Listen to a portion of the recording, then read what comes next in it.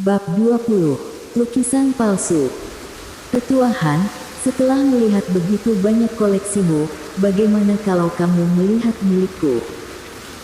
Melihat koleksi Tetua Han sudah hampir habis, Hendra Zhu tiba-tiba melontarkan kalimat seperti itu.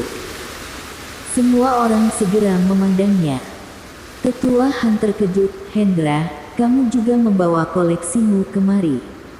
Hendra Zhu tersenyum, menoleh ke Harry Zhu dan berkata, ambil kemari. Harry Zhu mengangguk, pergi sejenak, lalu kembali ke ruang pameran dengan sebuah gulungan lukisan. Lukisan saya adalah lukisan karya Surdigu, seniman terkenal di dinasti Jin. Meski levelnya tidak sebagus Master Louis, namun memiliki sejarah panjang dan nilai yang tinggi. Hendra Zhu memperkenalkan, dan pada saat yang sama menebarkan gulungan gambar, tiba-tiba gambar pemandangan yang megah terlihat oleh semua orang. Ini benar-benar karya Surdigu. Semua orang berdecak kagum. Namun saat Hendra Zhu sedang menikmati rasa kagum dari sekelilingnya, tiba-tiba dia mendengar suara, jangan perlihatkan lukisan palsu dan mempermalukan dirimu sendiri. Hendra Zhu berhenti tersenyum. Dia melihat ke sana. Ketika dia mengetahui orang yang mengatakan itu adalah Louis Lu, ekspresinya langsung menjadi gelap. Bocah tengik, apa yang kamu katakan? Ku bilang, ini lukisan palsu. Lukisan palsu, apa kamu bercanda? Harry Zhu bahkan lebih marah daripada ayahnya, dan langsung berkata, jika ini adalah lukisan palsu, menurutmu kami tidak dapat melihatnya. Atau menurutmu level penilaianmu lebih tinggi dari kami semua? Perkataannya berhasil mengundang kebencian semua orang. Tak satu pun dari kami dapat melihat bahwa itu adalah lukisan palsu, tetapi kami melihatnya. Bukankah itu berarti levelmu lebih tinggi dari kami? Semua orang memandang Louis Lu dengan tatapan penuh permusuhan. Entah dari mana serangga ini berasal, caper sekali. Tetua Han pun berkata dengan wajah cemberut, kalau kalian berdua datang kemari hanya untuk mencari-cari kesalahan, maka tolong segera keluar, saya tidak menyambut kalian di sini. Dia bukanlah orang yang mudah marah, tapi malam ini, dia benar-benar marah. Pertama, Sali Liu sembarangan mengkritik karya Master Louis, dan sekarang muncul seorang Louis Lu yang menunjuk koleksi Hendra Zhu dan mengatakan itu adalah lukisan palsu.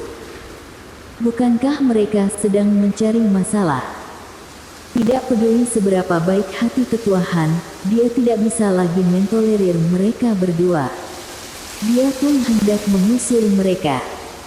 Louis Lu mencibir dan berkata, lukisan palsu adalah lukisan palsu, tidak peduli seberapa mencolok, itu tetap palsu. Jika kalian tidak dapat melihatnya, itu menunjukkan kalian semua sampah. Apa, beraninya menyebut kami sampah? Kau kira kau siapa? Dasar bocah sialan, kau baru umur seberapa tapi nada bicaramu begitu sombong. Anak muda sekarang benar-benar kekurangan pendidikan.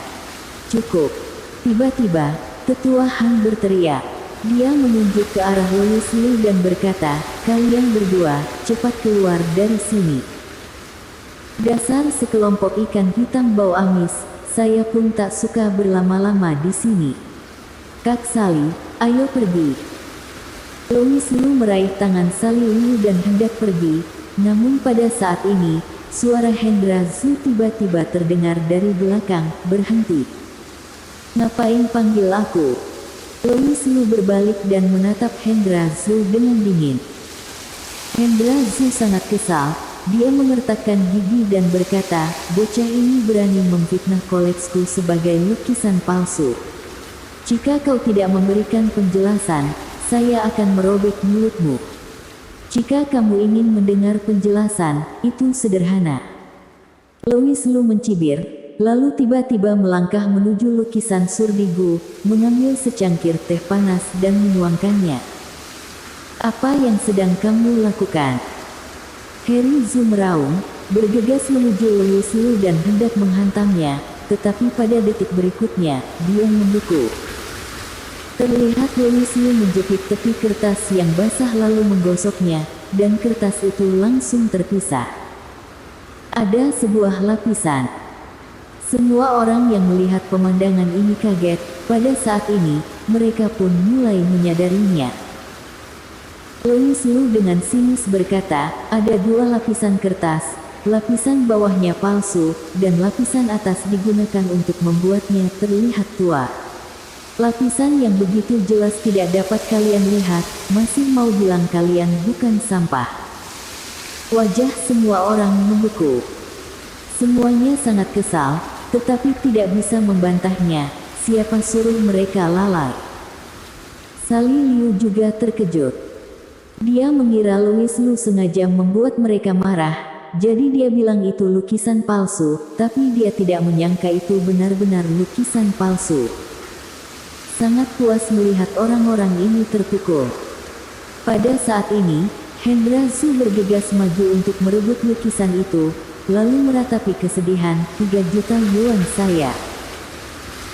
Dia menghabiskan total 3 juta yuan untuk membeli lukisan ini, hanya menunggu untuk memamerkannya di hadapan semua orang malam ini.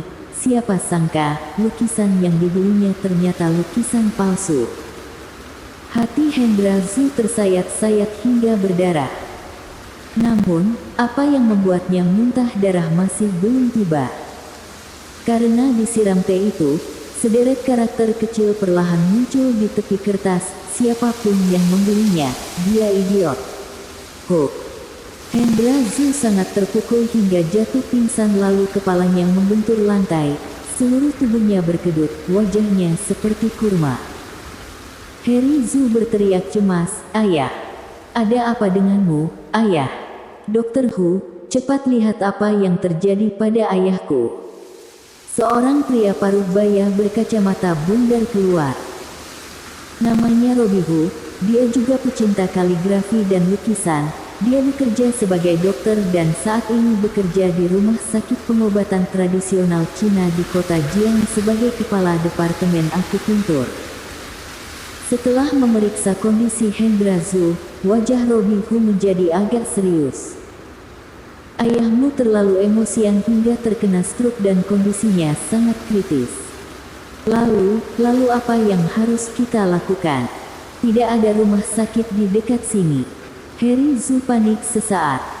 Robi Hu berpikir sejenak dan berkata, guru saya pernah mengajari saya satu teknik akupuntur yang mungkin berguna, tapi saya tidak yakin. Dokter Hu, tolong cobalah, nyawa ayahku ada di tanganmu. Harry Zhu memohon. Saya akan mencoba yang terbaik. Robi Hu mengangguk, lalu mengeluarkan beberapa jarum sepanjang 10 cm dari kantong jarumnya. Pilihan titik akupuntur, Neiguan, Jikuan, Cize, Weizong. Melihat Robi Hu menyuntikkan jarum, Louis Liu memasang ekspresi sedikit terkejut, namun dia segera menggelengkan kepalanya lagi. Teknik jarum Huyang 9 putaran bukan dilakukan seperti itu. Sekilas Louis Liu mengenali Robi Hu menggunakan metode akupuntur Huyang 9 putaran, tetapi jelas ada beberapa kesalahan pada titik akupuntur yang diambilnya. Louis Liu dengan ramah mengingatkannya, tetapi siapa sangka, Harry Zhu tiba-tiba menoleh dan berteriak padanya. Diam kamu. Jika bukan karena kamu, ayahku tidak akan pingsan, jadi jangan pura-pura khawatir. Jika sesuatu terjadi pada ayahku, aku akan mencari pertanggungjawabanmu. Bersambung.